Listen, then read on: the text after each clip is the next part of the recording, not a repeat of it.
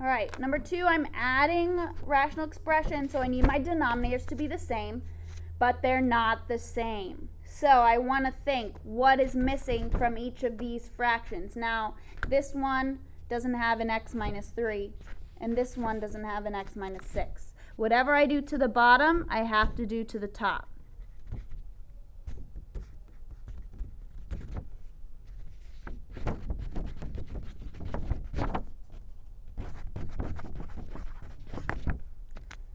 So now that my denominators are the same, I can write it as one fraction.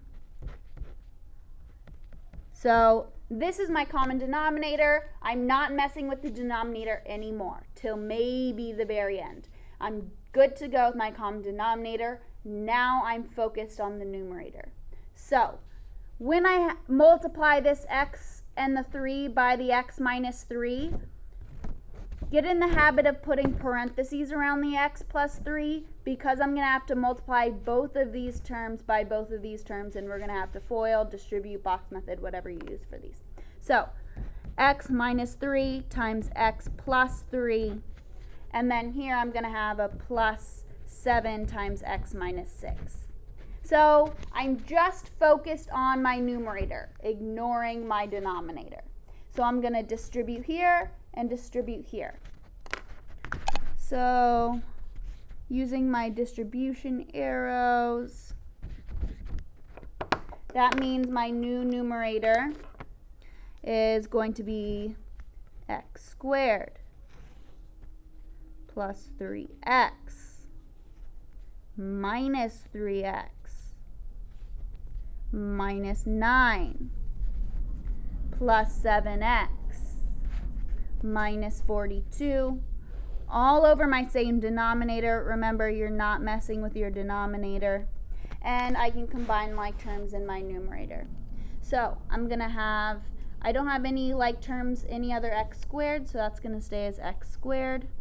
I have a 3x minus 3x, these are going to cancel, and then plus 7x.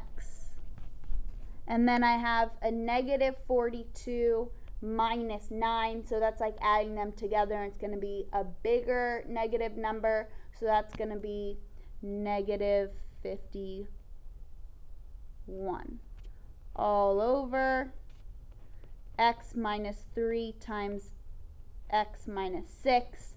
Now I'm going to try and factor this, because if I can factor this, maybe one of the factors will cross out.